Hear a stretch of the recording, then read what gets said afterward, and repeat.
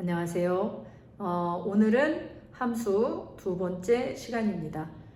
지난번에 설명드렸던 것에 이어서 함수에 대한 용어나 기호 정리, 그리고 조금 더 함수에 대한 정확한 정의를 설명드린 후에 1차 함수, 2차 함수 같은 다항 함수로 접근을 한번 해보도록 하겠습니다. 학년을 넘어서는 분들도 있을 거예요. 1차 함수는 2학년 때 배우는 걸로 알고 있고요. 그 다음에 2차 함수는 중학교 3학년 때 배우는 걸로 알고 있거든요.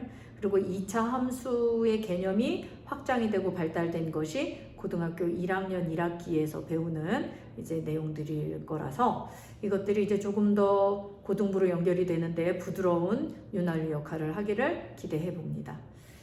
자, 지난 시간에 이 문자가 2개 이런 식으로 요거에 대한 설명을 드렸었을 것으로 기억을 합니다. 수업을 들으신 분들이라면 이해하실 거예요. 그래서 여기서 문자가 2개가 들어가는 방정식의 해가 문자가 하나만 들어갔던 1차 방정식의 해보다 훨씬 더 개수가 많고 그 개수를 모두 다 대답하는 것이 불가능하다. 그래서 그것을 그림으로 그려서 어떤 규칙성이나 이제 이런 것들에 의해서 이제 그림을 그려드렸던 기억이 있는데요. 그래서 여러분들도 이제 조금 보시면 알겠지만 방정식, 1차 방정식이나 이제 이런 것들을 풀 때는 그래프 같은 것들이 전혀 등장을 안 하거든요. 근데 함수를 볼 때는 그래프가 반드시 등장을 합니다. 이제 우리 함수 용어로 이제 정확하게 접근을 해보자면 어떤 게 있나요? 함수 용어로 조금 더 정확하게 접근을 하자면 x와 y를 별량이라고 합니다. 별량이 아니라 죄송합니다. 변수라고 하죠. 변수. 수는 수인데 일정하게 정해져 있는 수가 아니라 움직이는 내지는 고정되어 있지 않은 여러 가지 숫자를 대입해 볼 수 있는 변수라고 해요. 이제 문자라고 부르던 것을 변수라고 부르는 것일 뿐입니다. 그래서 이제 이 변수가 2가지가 종류가 있고요. 그 다음에 변수 중에 x와 y 중에 약속하기를 x가 주된 문자 그리고 y는 x가 결정됨에 따라서 맞대응해주는 문자, 따라가주는 문자 이제 이렇게 설명을 드렸거든요. 그래서 이제 x는 독립된 변수다 그래서 독립변수, 그 다음에 y는 x 값에 따라서 이렇게 저렇게 모양과 값을 규칙에 따라 바꿔주는 종속변수. 물론 여기까지는 굳이 안 외우셔도 됩니다만 어쨌든 둘 다 변수로 보고 있다는 것, 그리고 독립적인 i와 종속적인 i. 그래서 함수에서는 x값은 고민하지 않아요. x값은 정해진 대로 넣기만 하면 됩니다. 지난 시간에 약속한 대로 자 좌표평면을 그리고 함수에서는 반드시 좌표평면이 등장을 할 수밖에 없죠. 변수가 2개이다 보니까 x변수와 y변수에 관한 상관관계, 하나가 늘어나면 다른 하나는 어떻게 되는가? 다른 하나가 2배, 3배가 되면 다른 변수는 어떤 영향을 받는가? 이 관계를 말하고 싶어 하는 게 함수의 가장 주된 목적이고, 그 중에 따라가는 변수, 다시 말해서 종속 변수인 y가 어떻게 맞추어 줘서 따라가고 있는가를 찾아야 하기 때문에 함수는 항상 어떻게 정리합니까? y는으로 정리를 할 수밖에 없다. 왜? x는 독립변수거든요. 그래서 약속이 되어져 있어요. 어떻게? 왼쪽에서 어느 쪽으로? 오른쪽으로 진행하면서 하나씩 대입해 주기로 약속이 되어져 있는 상태고요. 이 규칙을 y를 찾는 규칙으로 바꿔줌으로써 y가 x값이 어떻게 바뀌느냐에 따라서 빠르게 대응값을 찾기 위한 규칙이다. 이제 이렇게 보시면 될 것 같습니다. 그래서 함수는 왜 항상 y는으로 시작하나요? 라고 물어보는 학생들이 예전에는 많았는데 요즘에는 학생들이 질문이 거의 없거든요. 근데 이 y는으로 시작하는 이유는 종속 변수인 y 값이 얼마인지를 알아야 하기 때문이에요. x는요, 몰라도 돼요. 그냥 순차적으로 넣어주기만 하면 되기 때문에. 그래서 그래프 또한 어떻게 읽는다고 했습니까? 점이 찍히는 방향이 왼쪽에서 오른쪽으로. 자, 지난 시간에 말씀드렸어요. 위아래는 신경 쓰지 않는다. x를 생각할 때에는 y축을 배제시키고 좌우만 봐도 상관이 없기 때문에 x는 왼쪽에서 오른쪽으로 대입을 하도록 암묵적인 약속이 되어 있습니다. 따라서 이 식에 들어가는 x는 왼쪽 값에서부터 오른쪽 값으로 진행할 거기 때문에 x가 얼마인데요? 라고 생각할 필요가 굳이 없다는 얘기예요. 그렇기 때문에 y 값만 대응을 해주면 되니까 y는 이렇게 찾습니다. 이게 함수예요. y는 이렇게 찾아주고 지난 시간에 말씀드린 것처럼 x 값이 하나로 결정이 되면 y 값도 반드시 하나의 대응 값이 나와야 됩니다.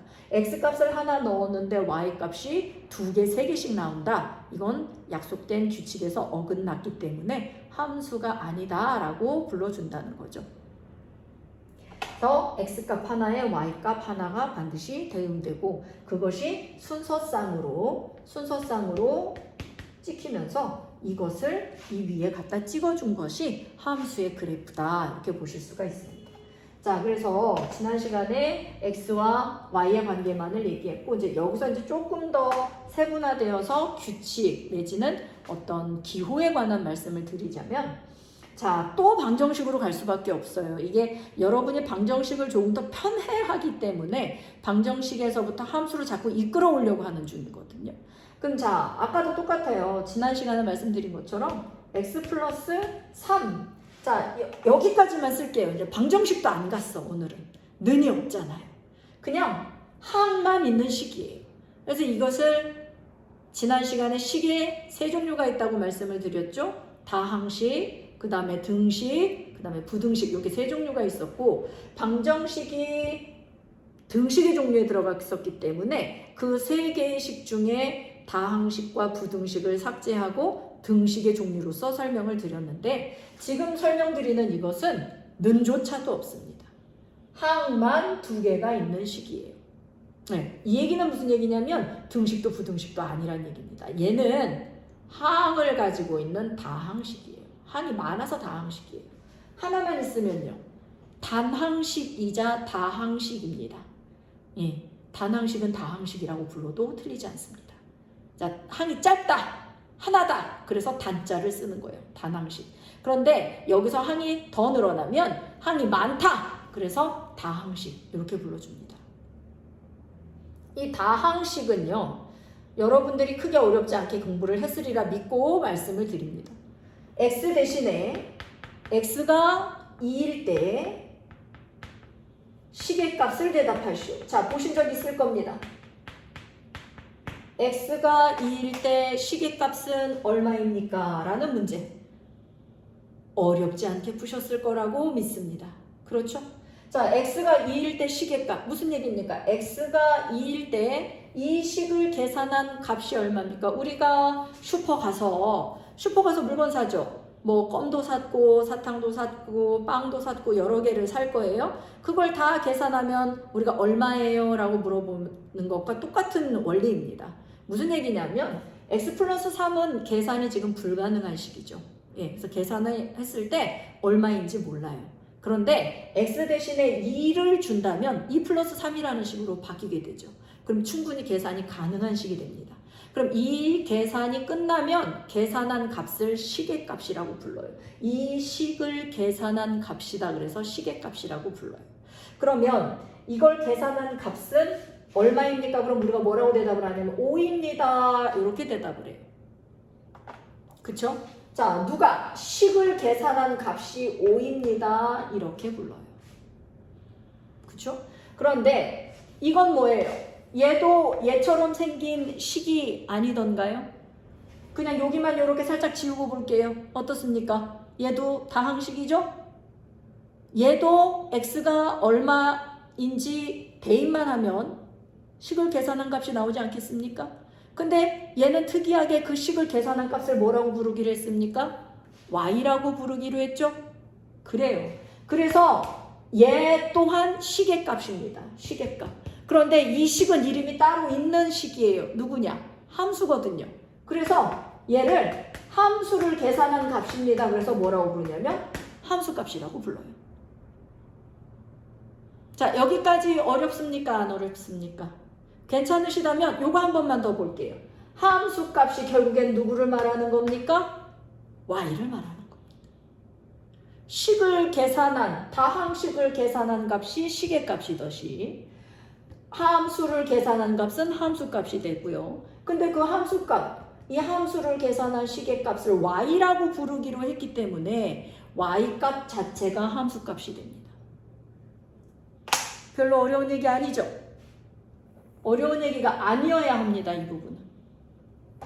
자, 그런데 여기까지만 하면 크게 어려운 얘기가 아닐 수도 있어요.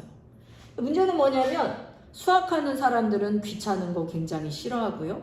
같은 작업을 반복하는 것도 싫어합니다. 그래서 등장한 게 공식이죠. 같은 작업을 반복해서 같은 결과가 나온다는 걸 알기 때문에 그럼 같은 과정, 그 과정을 생략하고 결과만을 효율적으로 외워주자. 그 결과만을 취하자. 그것이 공식 아니겠습니까? 그렇기 때문에 여기서도 마찬가지로 어떤 귀찮음이 생기는지 한번 보도록 할게요. 아까처럼 x는 순차적으로 대입해 준다고 했거든요. 그러면 이걸 말로 설명할 때 어떻게 해야 되냐면 야, x가 1일 때 y 값은 얼마야? 이렇게 물어요. 그럼 x가 1일 때 y 값은 얼마입니까? 그럼 우리가 어떻게 해요? x가 1이면 y는 여기다 갖다 놓고 계산해 보세요. 얼마 나옵니까? 4 나옵니다. 이때 y를 함수값이라고 불러요. 근데 x가 5이면 y는 얼마가 나오나요? x가 5이면 y는 얼마가 나옵니까? 0이 나오죠? 얘도 함수값이잖아요. 문제는 뭐냐면 y가 일정하지 않다는 거예요. 왜? x가 변하기 때문에. x값도 아까 말씀드렸죠? 변수라고. y값도 변수라고 말씀드렸는데 안 변하는 애는 없는 거예요. 그러니까 함수에서는 x도 변하고 y도 변하는데 지 마음대로 변하는 건 x고 그거에 따라서 규칙에 맞춰서 바뀌어주는 게 y예요. 그 차이일 뿐입니다.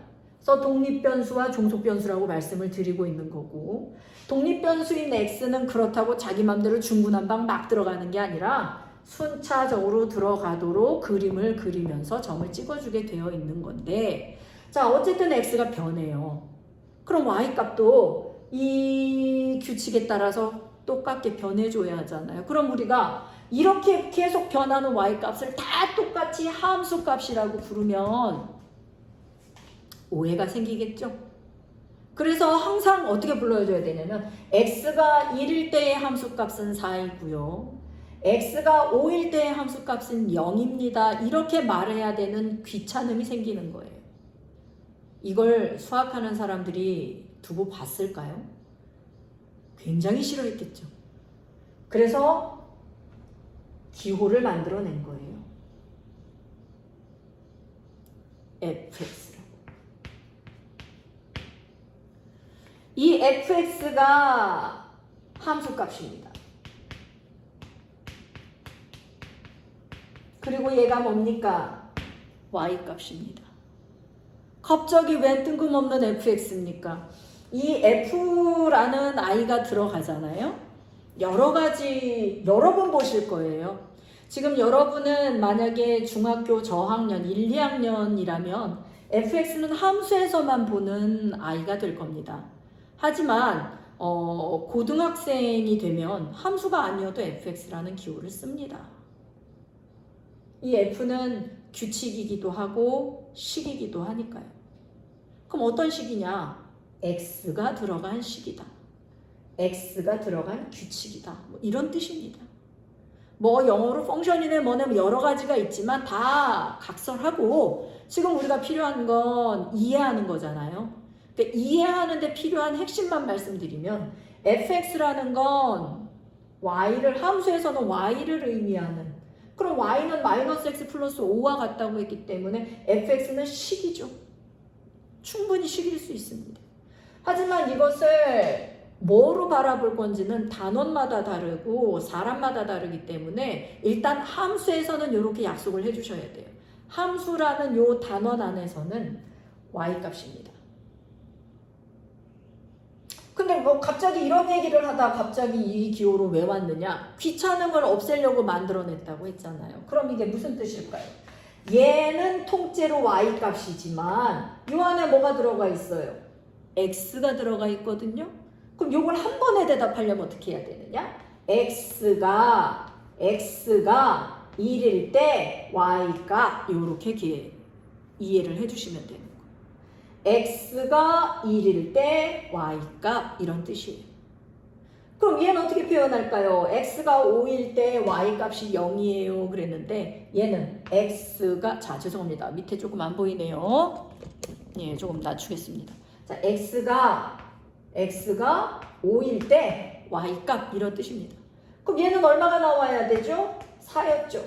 얘는 얼마가 나와야 되죠? 0 나왔었죠? 이렇게 쓰는 겁니다. 그렇다면 조금 더 이해를 하셨는지 못하셨는지 모르겠는데 조금 더 레벨을 올려보겠습니다. 이건 무슨 뜻일까요? fx. 이건 무슨 뜻이겠습니까? 이 f가 의미하는 게 식이라고 했잖아요. 따라가 보세요. f 똑같은 식이에요. 그럼 이 f가 똑같다는 건 식이나 규칙이 변하지 않았다는 겁니다. 대신에 x 자리에 ex가 돼 있던 거예요. x가 들어가서 계산되는 값이란 뜻인데 얘는 ex가 들어가서 계산되는 값이란 뜻이에요. 자, 여러분 우리가 f1일 때 무슨 뜻이었어요? x가 얼마일 때? 1일 때 계산된 y값. 근데 그 계산하기 위한 식은 얘였거든요. 그럼 이 f가 그대로 유지되고 있다는 건 이 식은 변하지는 않았다. 큰 틀은 똑같다. 대신에 x 자리에 x를 넣었느냐, 1을 넣었느냐, 2x를 넣었느냐 그것에 따라서 계산되는 게 달라지겠죠. 따라서 f1은 여기다가 2를 넣고 마이너스 1 플러스 5로 계산을 한 결과를 대답을 하는 것이고 f2x는 요 x 자리에 2x를 넣고 계산을 하는 것과 같은 결과입니다. 식이고 x 대신에 숫자가 들어가지 않고 2x라는 또 다른 문자가 들어가기 때문에 계산은 여기까지만 가능합니다. 더 이상 진행되지 않으면 거기가 답이에요. 계산이 더 된다면 계산을 해야 되죠, 당연히. 근데 지금 이건 계산이 안 되거든요. 이거 끝나는 거예요. 이런 식으로 기호를 따라가면서 이해해주면 변형된 것들도 충분히 따라가면서 이해할 수 있습니다. 그런데 기호를 의미를 이해하지 않은 채 내지는 약속되어진 과정을 생략하고 그냥 외워버리면 이런 변형된 것들을 만났을 때 이게 뭐지? 하게 되는 거예요. 그래서 함수는 지난 시간부터 계속 거듭 강조해서 말씀드리고 있습니다만 절대로 기호나 용어를 무시하고 푸시면 안 됩니다.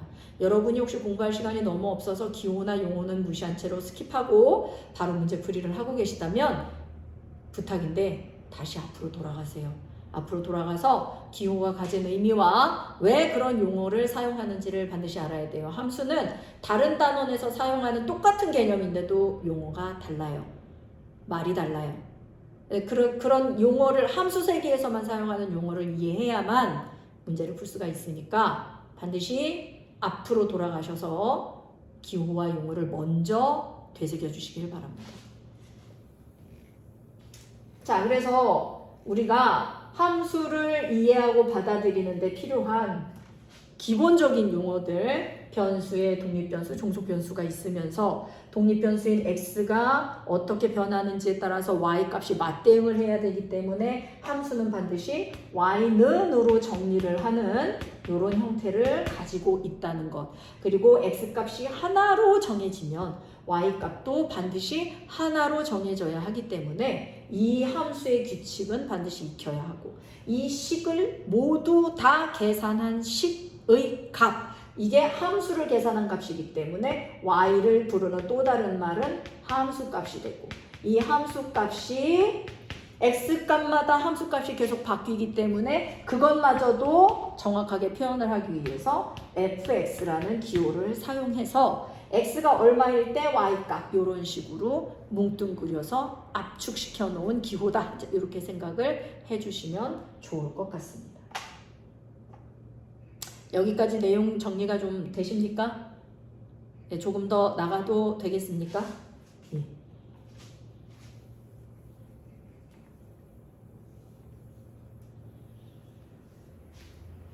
자, 이제 여러분께 설명드릴 건 다항함수인데요.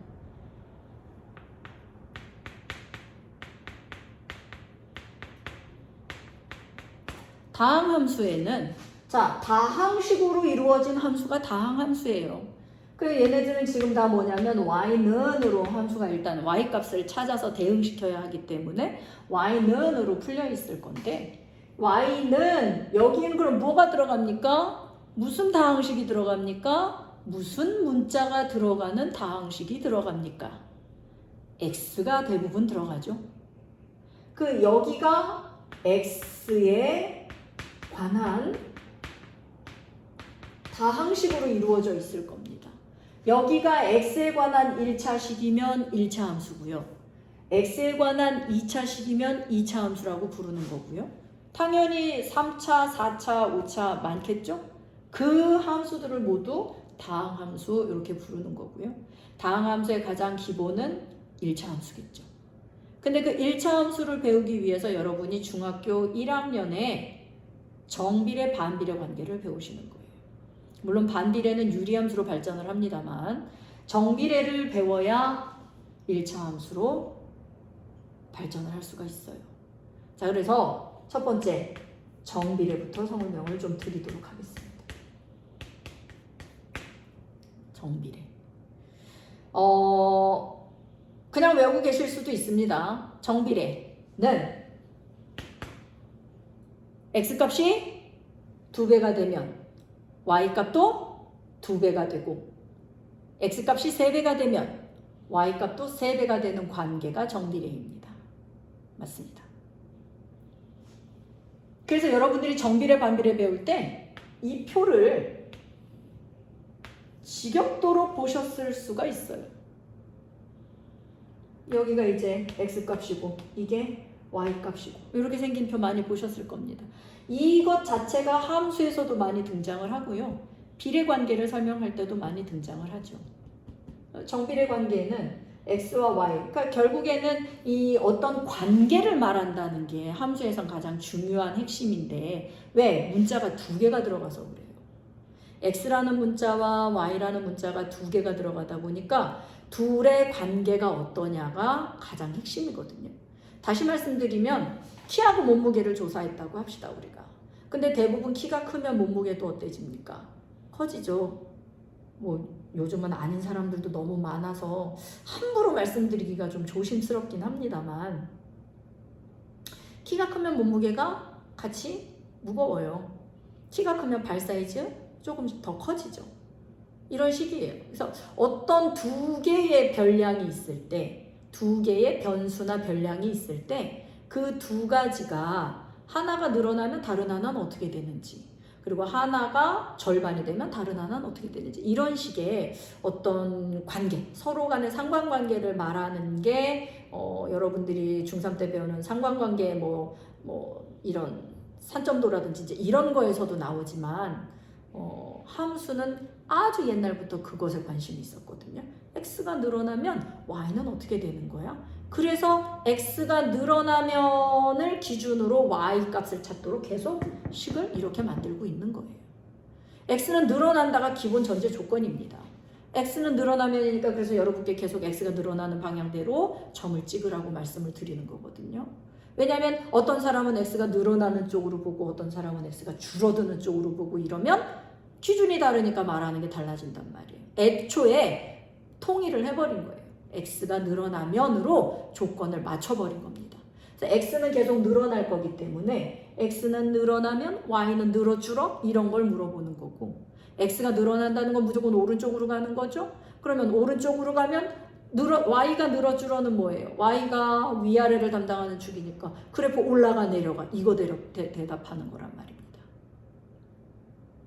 자, 그렇기 때문에 여기서 지금 x, y의 관계를 정비례에서도 중요하게 생각을 하고 있는 거고, 이런 표는 함수나 비례관계 내지는 어떤 별량의 관계를 이야기하는데 빠지지 않고 나오는 표예요. 근데 여기서 지금 여러분이 이제 정비례일 때 배웠던 게 뭐냐면 y는 2x 이런 애들을 배우거든요. 그 x 대신에 마이너스 1도 넣고요. 크도록 진행한다고 했죠? 0 넣고요. 또 1 넣고요. 2 넣고요. 이런 식이 되겠죠? 그럼 y는 어떻게 됩니까? 여기에 x를 넣어서 y값 대응되는 값 찾잖아요. 이게 함수의 기본이에요. x가 바뀌면 y는 규칙 안에서 반드시 바뀌어줘야 합니다. 내 맘대로 바뀌는 거 아니고요. 규칙 안에서 바뀌어줘야 돼요. 그 규칙은 식이고요. 따라서 함수의 그래프이자 이름은 식입니다. 규칙도 식이고. 그럼 여기다가 갖다 집어넣으면 y는 마이너스 2가 되거든요. 0을 넣으면 0이겠죠. 2를 넣으면 2고 1을 넣으면 4가 되고. 자, 그럼 정비례의 뜻이 뭐라고 해서 정비례의 뜻이 x값이 2배가 되면 y값도 2배가 되고, x값이 3배가 되면 y값도 3배가 되고, 반대로 x값이 절반이 되면 y값도 절반이 되는 이런 관계거든요. 보세요. 자, 1에서 2는 2배가 되었습니다.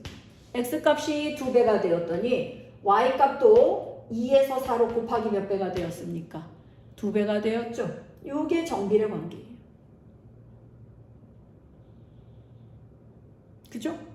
물론 뒤로 더 확인을 해야 됩니다. 뭐 한 경우만 가지고 그렇게 말을 하는 건 조금 힘들긴 한데요.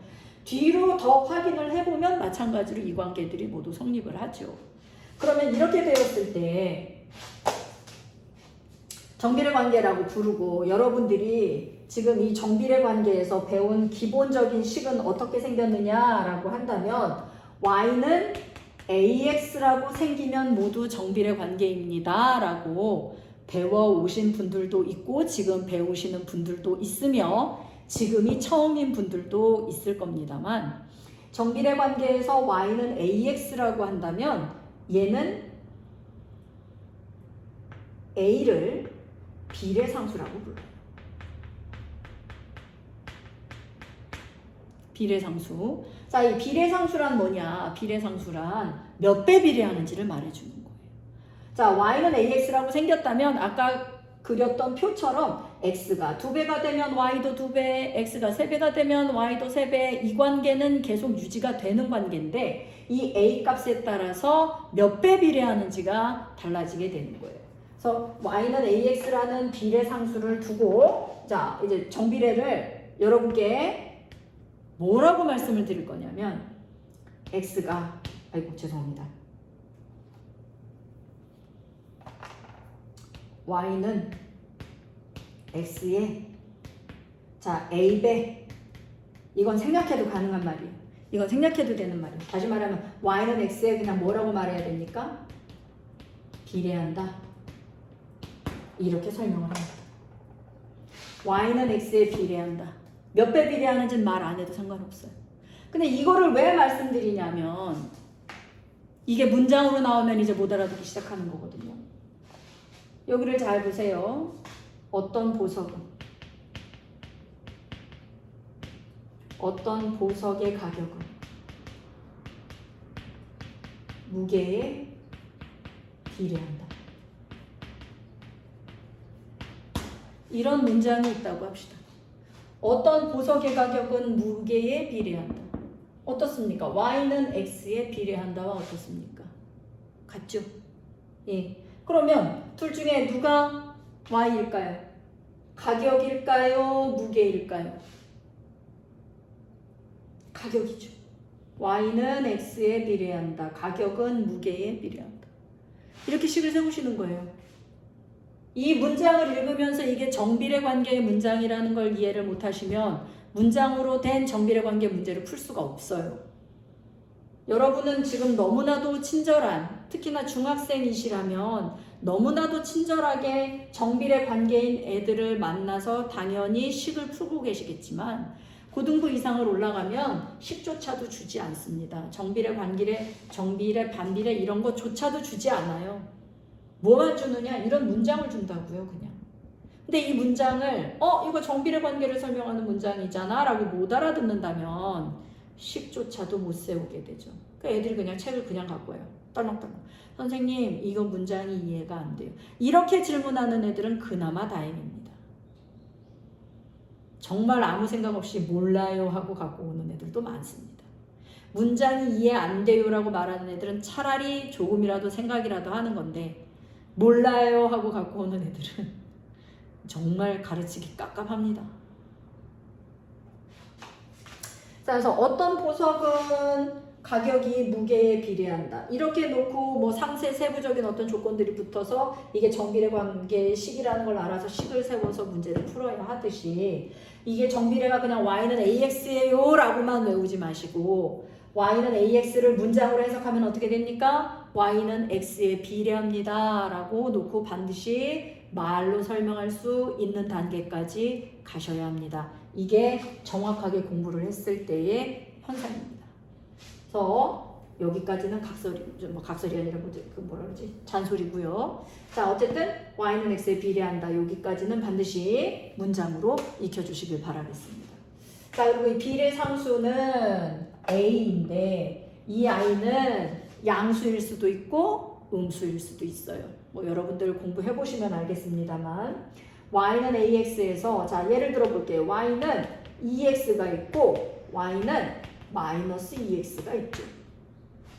그렇죠? y는 2x가 있고 y는 마이너스 2x가 있단 말이에요. 비례상수인 a가 얘는 양수인 경우이고 비례상수인 a가 얘는 마이너스인 경우입니다. 음수인 경우입니다. 자, 무슨 차이가 있나 우리 점을 찍어서 한번 알아보도록 하죠.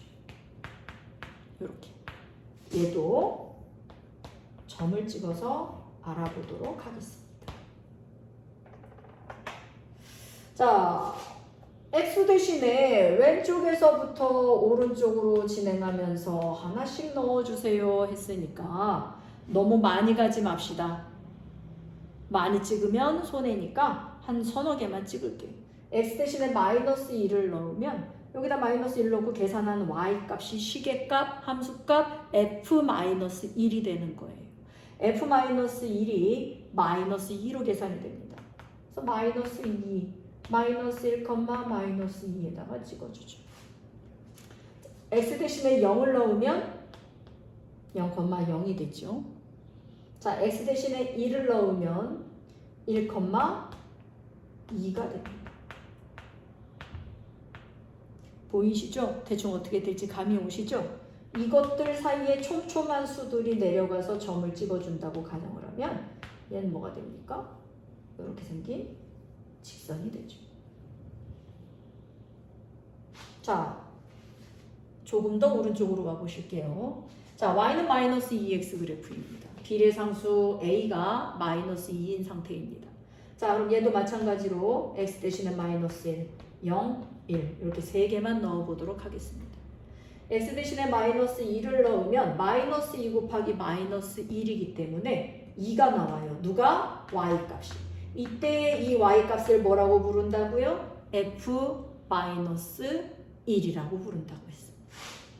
자, x 대신에 0을 넣습니다. 그러면 어차피 0이랑 곱할 거니까 0,0이 되고요. 이때의 y값은 f0이라고 부른다고 했습니다. 자, 1일 때는요. x 대신에 1을 넣으면 마이너스 2값이 나옵니다. y값이. 이때 y값을 f-2라고 한다고 했어요. 이겨주면 얘는 이렇게 생긴 애가 나오겠죠.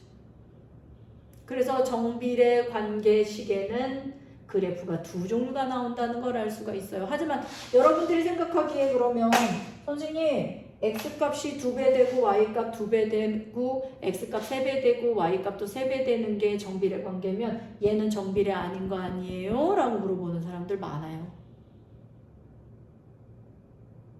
근데 음수는 2배, 3배가 되면 값이 어떻게 됩니까? 더 떨어지죠? 그렇기 때문에 음의 정비례 관계, 죄송합니다. 음수를 비례상수로 갖고 있는 애들은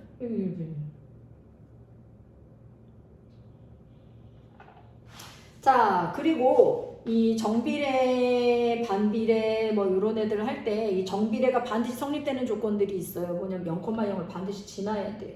이 0,0을 지나지 않는 정비례 그래프처럼 생긴 이런 애들 다 정비례 그래프 아니죠. 옛날에 그래서 수학 시험 문제를 하나 학생이 틀려가지고 왔는데 제 탓을 하더라고요.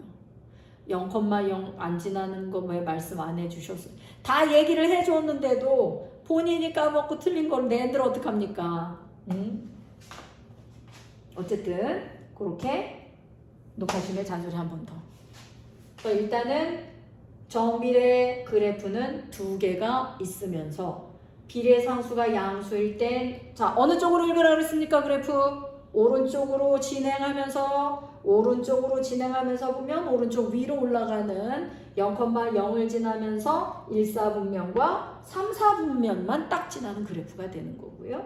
자, 비례상수 A가 음수일 경우에는 자, 오른쪽 아래로 내려가는 그래프가 되면서 자, 둘 다 어느 방향으로 읽었어요? 제가 오른쪽으로 읽었죠? 네, 하나는 오른쪽 읽고 하나는 왼쪽 읽지 않았습니다. 둘 다 무조건 오른쪽으로 진행시켜서 오른쪽 위아래로 뽑자면 아래로 떨어지고 있는 그래프가 되는 거죠. 네, 얘가 이제 비례상수 A가 음수일 때 생기는. 자, 그리고 2, 4분면하고 4, 4분면 외에 다른 곳은 지나지 않는 그래프가 됩니다. 이렇게 배우고 계실 겁니다.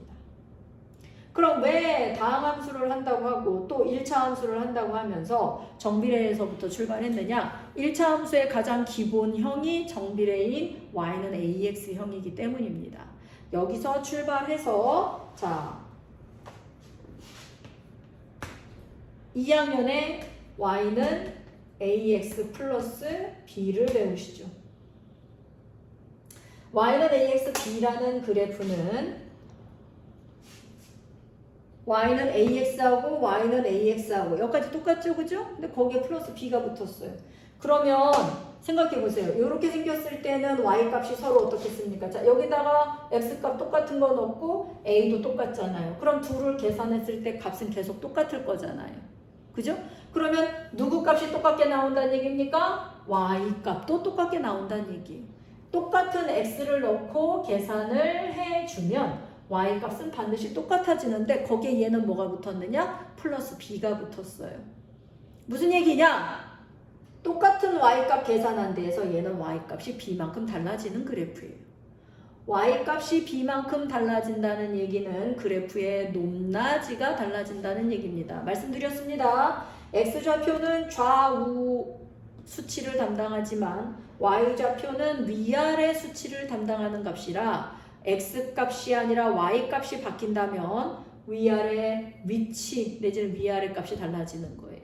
따라서 정비례 그래프에서 자 예를 들어 여기다가 플러스 3 내가 이렇게 그렸어요. y는 2x 플러스 3이에요. 그게 무슨 얘기냐면 y는 2x일 때 나왔던 y값보다 y는 2x 플러스 3일 때 y값이 3칸 더 높아요가 되는 거예요. y값이 3칸 더 높아진 거예요. 그럼 이 위에 있는 모든 점들이 요걸 만족하는 근이었단 말이에요. 여기에 3칸 더 높은 근이 나와야 되니까 이 위에 있는 모든 점들이 다 위로 몇 칸씩 갑니까? 위로 모두 다 3칸씩 가는 거예요. 그럼 어떻게 돼요?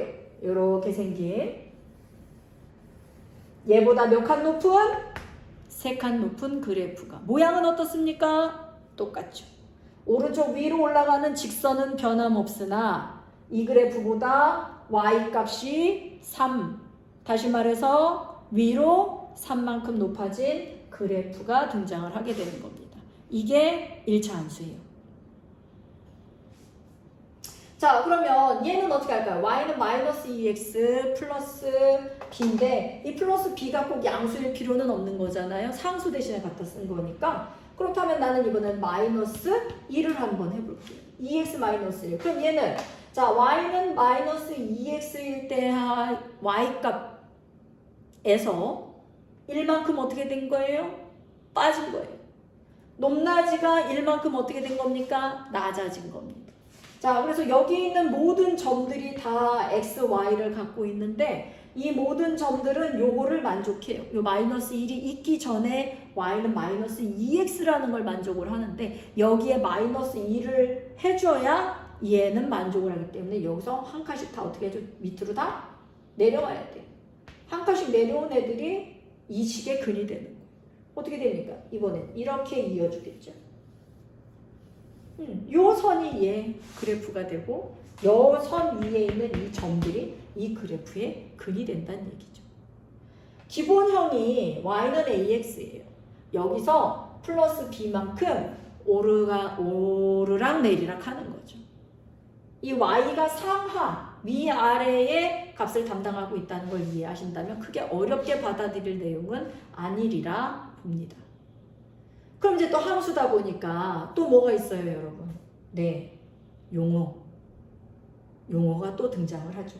이게 정비례일 때는 y는 ax에서 이 a를 비례상수라고 불렀는데요. 이제 1차 함수로 넘어오면 얘를 기울기라고 부릅니다.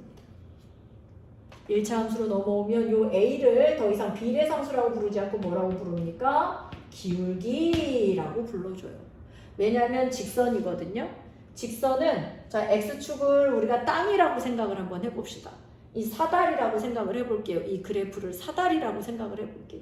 그럼 생각해보세요. 땅이 있고 사다리가 이렇게 벽에 기대져 있는데 요걸 우리가 뭐라고 하냐면 경사적 땅 뭐 이렇게 표현하는 이런 걸 이제 요 기울어진 정도를 우리가 기울기라고 이제 불러주는 거예요. 근데 문제는 뭐냐면 이 기울기를 어떻게 구할 것이냐 내지는 어떻게 나타낼 것이냐인데 이 기울기는 어떻게 나타내기로 약속이 되어졌냐면 x 값의 증가량 분의 y 값의 증가량으로 구합니다. 이렇게 약속이 되어져 있어요. x 값의 증가량 분의 y 값의 증가량으로 기울기를 구하기로 약속이 되어져 있습니다. 그렇다면 x 값의 증가량은 어떻게 구하고 y 값의 증가량은 또 어떻게 구하나요? 예, 그러기 위해서는 점 2개가 필요합니다. 어디에 있는 점이요? 궁금하죠? 어디에 있는 점이요? 직선 위에 있는 점이요. 내가 기울기를 구하고자 하는 이 식은 그림으로 분명히 나타내져 있을 거고 이 식은 1차 함수이기 때문에 직선의 모양으로 나타난다는 걸 알 수가 있고 이 직선 위에는 무수히 많은 점들이 근으로서 찍혀 있는데 이 점 중에 아무거나 두 점을 골라내기만 하면 된다는 얘기예요. 그럼 두 점 x좌표도 있을 것이고 y좌표도 있을 것이고 또 두 번째 점도 x좌표가 있을 것이고 y좌표가 있을 것인데 이 두 점을 가지고 x값의 증가량 분의 y값의 증가량을 놓기만 하면 이게 무조건 뭐가 된다? 네, 기울기가 된다는 얘기입니다. 그럼 궁금하시지 않은가요? x, y 증가량 구하는데 그럼 아무 점이나 상관없으면 점이 바뀔 때마다 계산값이 다를 수도 있지 않나요? 안 바뀝니다. 왜냐하면 직선이 x축과 만나고 있는 이 부분이 기울기인데 우리가 이제 뭐 여기 각도를 사용해서도 기울기를 구하고 합니다만 이 땅이 아무리 움직여서 올라온다고 한들 이 각도가 변하지 않아요, 여러분. 그 얘기는 이 기울어진 정도가 땅의 수평인 땅에서 기울어진 정도의 위치가 바뀐다고 해도 바뀌지 않거든요. 그러니까 기울기가 일정하다는 말씀을 드리는 거예요. 그렇기 때문에 아무 점이나 잡아서 x값의 증가량 분의 y값의 증가량을 이렇게 놓잖아요. 이건 일정하다는 얘기입니다. 아무 점이나 잡아볼까요? x값의 증가량 분의 아무 점이나 잡아요. y값의 증가량. 그리잖아요. 일정이요. 이 직선이나 일정하잖아요. 기울기가. 아무 점이나 잡아도 기울기는 똑같게 나와야 정상입니다. 그래서 x값의 증가량 분의 y값의 증가량 그리고 제가 이제 이렇게 삼각형이 나오도록 그림을 그렸는데 이게 왜 그러냐면 x값의 증가량은 좌우만 보는 거라 그랬어요. x는. 그래서 이 두 점의 x값은 요렇게 수직이란다. 요렇게 평행하게 내려서 요 사이 간격이 x값의 증가량이 되는 겁니다. 좌우 간격만. 두 점 사이의 좌우 간격이 x값의 증가량이고, 그럼 y값의 증가량은 뭐겠습니까? 두 점 사이의 높이 차이가 y값의 증가량이 되겠죠. 그래서 이번에는 가로로 선을 두 개 그어서 요 차이가 y값의 증가량이 되는 겁니다. 이 차이가 x값의 증가량, 이 차이가 y값의 증가량. 그럼 자, 이거를 x축으로 끌고 내려와 볼까요? 이놈의 좌표가 있는데 오른쪽 점에서 왼쪽 점을 빼면 요 사이 거리가 나오겠죠? 오른쪽에서 왼쪽 점 빼면 요 사이 거리가 나올 거 아니겠습니까? 요게 x값의 증가량일 거거든요. 자, 두 번째도 요 길이 구하려면 어떻게 해야 됩니까? y축 위에서 이 길이를 구하려면 높은 점에서 뭘 빼야 돼요? 낮은 점을 빼야 이 길이가 나오겠죠. 낮은 점에서 높은 점을 빼면 어떻게 됩니까? 음수가 나옵니다. 왼쪽 점에서 오른쪽 점을 빼도 어떻게 됩니까? 음수가 나옵니다. 그래서 x값의 증가량분의 y값의 증가량, 이걸 분수로 놓은 것이 기울기이고, 기울기의 x값 증가량을 얻기 위해서는 두 점의 수평, 가로, 축의 길이차, 그 다음에 y값의 증가량을 얻기 위해서는 두 점의 세로의 길이차. 그럼 결국에는 한쪽 점의 x좌표에서 다른 한쪽의 x좌표를 빼주고, 두 번째 한쪽 점의 y좌표에서 다른 점의 y좌표를 빼주면 이게 뭐가 된다? 기울기가 된다. 그렇다면 꼭 순서를 왼쪽 오른쪽으로 그리고 위와 아래를 지켜야 합니까? 어지간하면 지키는 게 좋지만 항상 위아래 내지는 항상 오른쪽 왼쪽이 아니에요, 여러분. 얘는 보실래요? 여기도 두 점이 필요해요? 두 점을 잡아요. 그럼 요렇게 두 점 사이에 세로선과 가로선을 쳐보면 얘도 x값의 증가량, y값의 증가량. 근데 보세요. 점은 항상 어디에서 어디로 읽는 거라고 그랬어요? 왼쪽에서 오른쪽으로 읽는 거라고 그랬잖아요. 그럼 x값의 증가량도 이렇게 읽을 거 아니에요? y값의 증가량은 어떻게 됩니까? 내려갔거든요. y값의 증가량은 내려갔단 말이에요. 이제 이게 양음이 방향에 따라서 양음이 바뀔 수 있기 때문에 항상 오른쪽에서 왼쪽을 빼고 항상 위에서 아래를 빼는 게 아니라는 말씀을 드리는 거예요. 항상 어떻게 계산을 해야 되냐면 점의 방향을 일정하게 빼주셔야 돼요. 내가 이 점의 x좌표를 빼줬다면 y좌표를 얘 빼기 얘를 하는 게 아니라 y좌표도 똑같은 방향대로 빼주셔야 기울기가 오류 없이 나온다는 말씀을 드리는 겁니다. x좌표는 얘 빼기 얘를 했는데 y좌표는 얘 빼기 얘를 했다. 그럼 어떻게 되나요? x좌표는 오른쪽 빼기 왼쪽을 했는데 y좌표는 낮은 거 빼기 높은 거를 하게 된 거죠. 방향이 저는 점의 진행 방향을 어떻게 봐서 이렇게 뺐을까요? x1하고 x2가 있잖아요. 근데 지금 x좌표를 x1에서 x2를 뺐단 말이에요. 이렇게. 그럼 y좌표도 여기서 이렇게 봐야 되는데 이렇게 보면 부호가 반대로 나온다는 얘기죠. 그래서 어느 쪽에서 빼든 상관은 없어요. 점 두 개만 있으면 되고요. 점 두 개에 x좌표끼리 빼고 y좌표끼리 빼서 분모 분자로 쓰는 것도 기울기인 건 맞지만 빼는 방향은 일정하게 빼셔라 그 얘기입니다. x좌표를 뺀 방향 그대로 y좌표도 빼셔야 돼요. 반대로 빼시면 안 된다는 얘기. 그러면 기울기의 부호가 반대로 나오게 될 겁니다. 그래서 틀리게 되겠죠. 이제 이렇게 해서 기울기는 약속이 된 거기 때문에 그거 왜 그래요? 라고 물어보는 사람은 좀 곤란할 거예요. 머리가 아플 겁니다. 왜냐하면 그건 왜 그래요가 없어요. 얘는 그냥 기울기를 이렇게 구하자고 약속을 한 거고 요 약속대로 기울기라고 사용을 해서 문제에서 쓰는 거기 때문에 이런 부분들까지 세세하게 왜 그래요가 신경 쓰인다면 그 부분은 조금 양해를 구해야 될 것 같아요. 그 부분은 그냥 약속입니다. 약속과 규칙을 반드시 잘 따라야 하기 때문에 요거는 난 약속 안 했는데요 하고 안 따라오면 안 돼요. 해야 됩니다. 자, 그럼 1차 함수를 하기 위해서 y는 ax 플러스 b까지 설명을 드렸는데 그 중에 a가 기울기라는 것까지만 설명을 드리고 있는 중이거든요. 이제 마지막 하나가 남았어요. 누구냐면 b예요. b. 자, 그러면 y는 ax,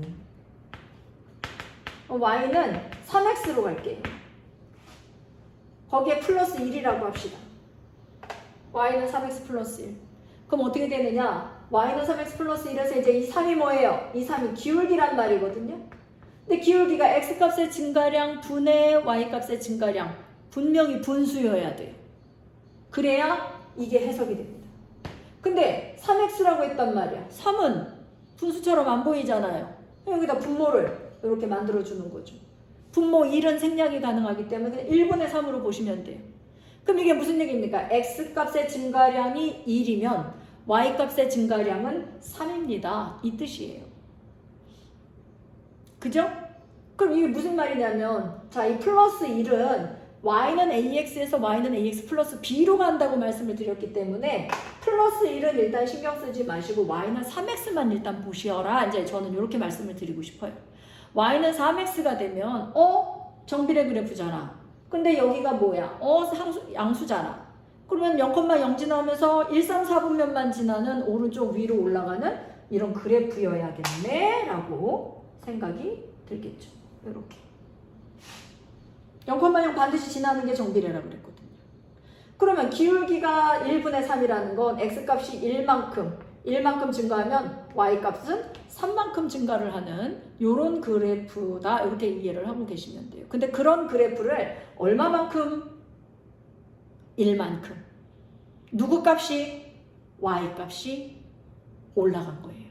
그러니까 이 그래프의 0,0이 1만큼 올라가면 0,1에 가 있겠죠. x값은 똑같이 들어가는데 y값만 한 개씩 끼는 거니까 이거를 여기다 이렇게 수평하게 그려주시면 왜? 모든 y값이 다 1만큼 껴있을 거니까 결국에는 두 그래프가 평행해질 거거든요. 그때 여기 보세요. 이 그래프가 y축과 만나는 점이 생기죠? 모두 생깁니까? x축과 만나는 점도 생겨요.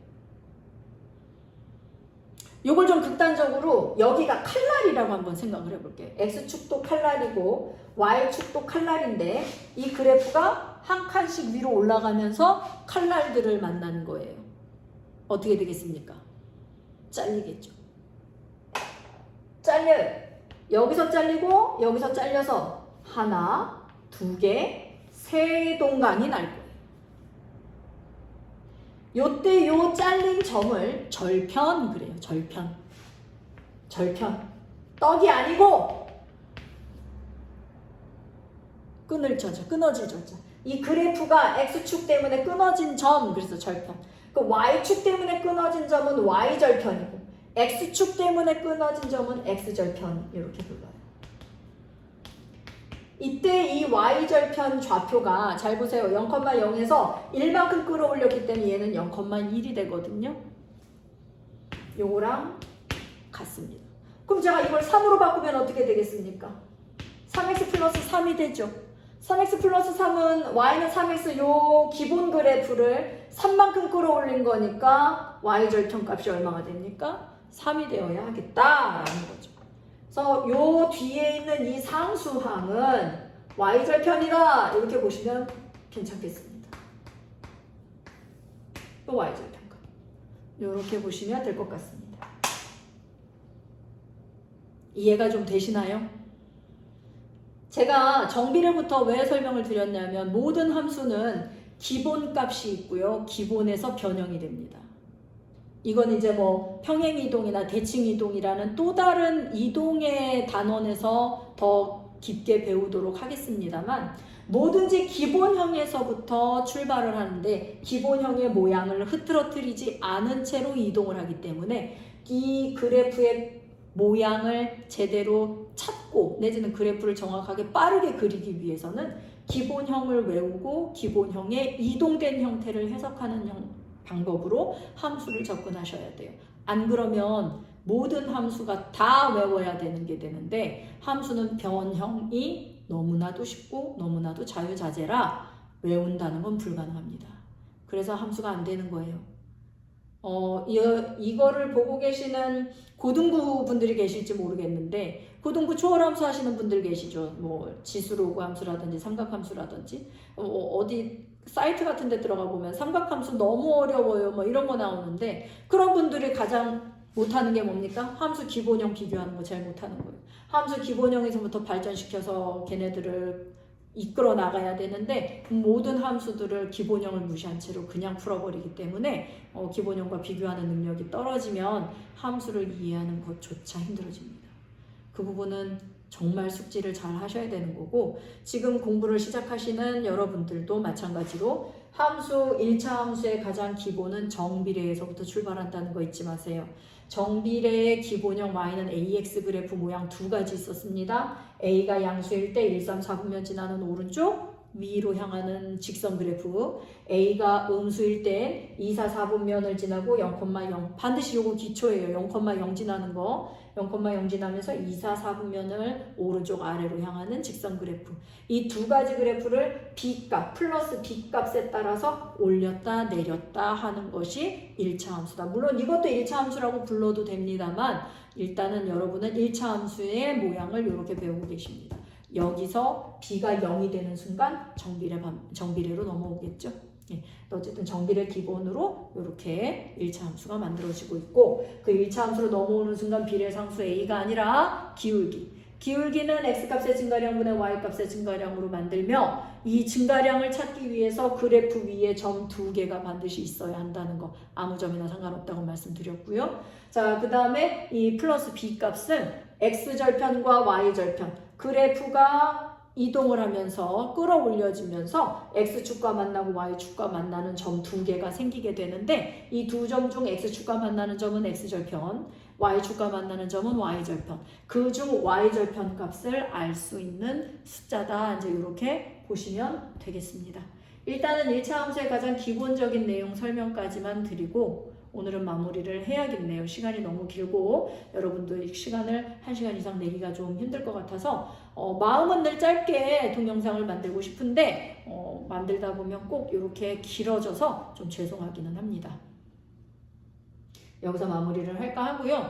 다음 시간에는 1차 함수 그리고 2차 함수 이런 것들을 다항 함수를 조금 더 확장시켜서 설명을 드리도록 하겠습니다. 급하게 마무리 짓는 기분이 없지 않아 들기는 하는데 1시간 안에 끊으려고 최대한 노력을 좀 한번 해보도록 하겠습니다. 예, 고생 많으셨고요. 다음 시간에도 함수 이야기로 만나 뵙도록 하겠습니다. 감사합니다.